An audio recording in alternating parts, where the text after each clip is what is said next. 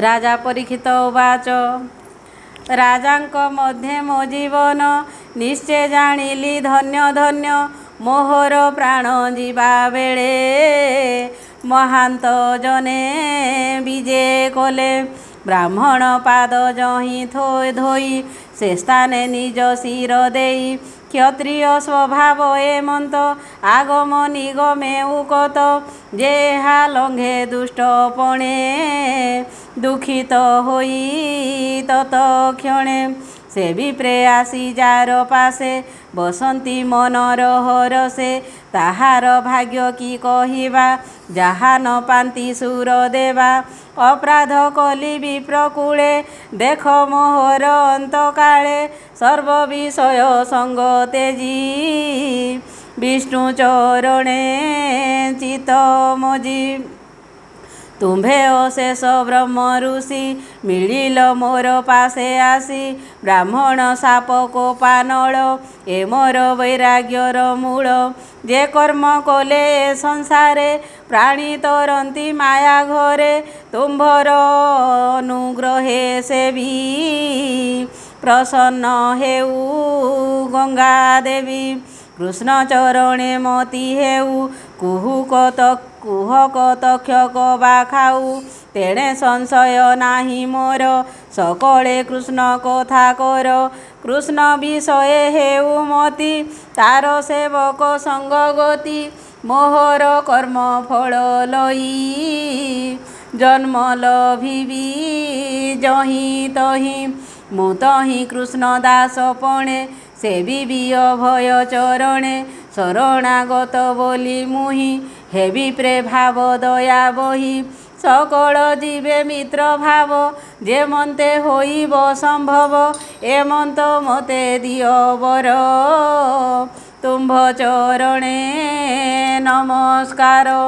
एमंत मुनि की जनाई कृष्ण चरणे मन देई जाह्नवी तीरे कुश सज्जा शयन अर्थे कला राजा पूर्व दिग को शिर करी उत्तर मुखे दंडधारी गंगा दक्षिण कूले सोई कारुण्य जले दृष्टि देई जे जन्मे जय सुत तार तासीरे देई राज्य भार अशेष ऋषि गण मध्ये मन निवेशी कृष्ण पादे आकाशे थाई देवगणे आनंदे पुष्प बरसणे दुन्दुभि वाद्य नाद तुले साधु सबदे स्तुति कले जे मुनि गणे गंगा कूले थिले जे परीक्षित मेले गगने साधु साधु बाणी आनंदे मुनि गण शुणी साधु सबदे उच्च स्वरे दिग पूरिला गंगा तीरे ऋषिए अनुग्रह मुखे कहती एक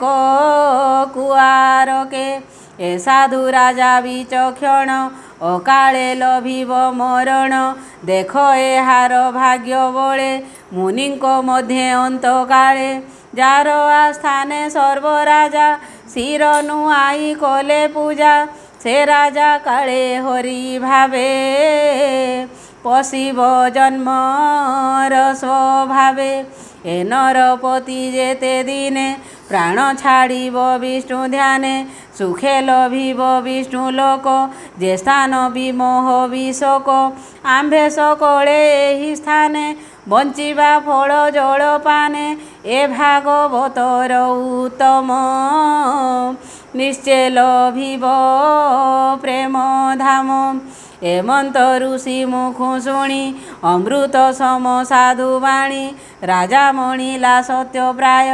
छाड़िला सकल संशय विष्णु चरण सेवा फले अशेष प्राणी मही तले पूर्वे लभिले हरि भाव जे ब्रह्मा शंकरे दुर्लभ देख मोहर भाग्य बसु सर्वे मिलिले सर्वदेशु वेदे जे मन्त देह बन्ते स्वर्गरे देवंक अग्रते बसी कहन्ति नाना धर्म जे बन्ने जेवा निज कर्म जे फल इह परलोके प्राणी लभन्ति दुख सुखे তেমন্তে অনুগ্রহ চিতে ତୁମେ ଆଗତ ପରହିତେ ଏବିନେ ନାହିଁ କାର୍ଯ୍ୟ ଆର ଏ ନିଜ ସ୍ୱଭାବ ତୁମ୍ଭର ତୁମ୍ଭଙ୍କୁ ପଚାରଇ ମୁହିଁ ମରଣେ ଅନ୍ତର୍ଜଳେ ଥାଇ ଏବେ କି କୃତ୍ୟ ଅଛି ମୋତେ କହ ସକଳେ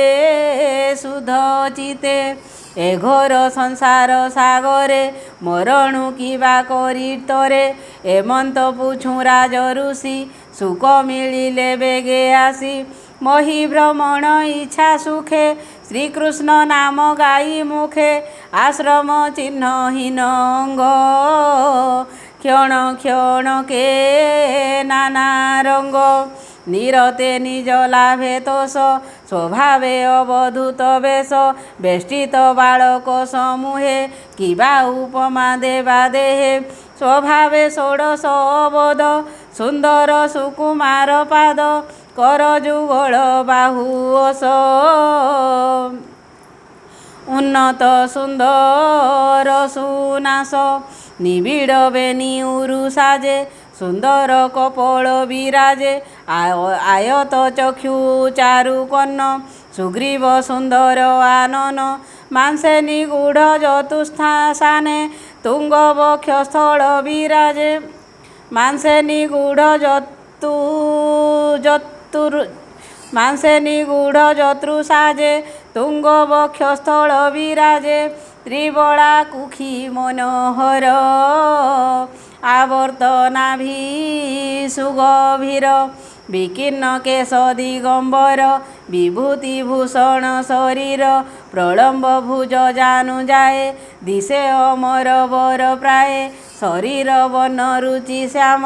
ରୂପେ ତୁଳିତ ନହେ କାମ କିଏ ବା ଦେବା ପଟାନ୍ତର କାମିନୀ ଜନ ମନୋହର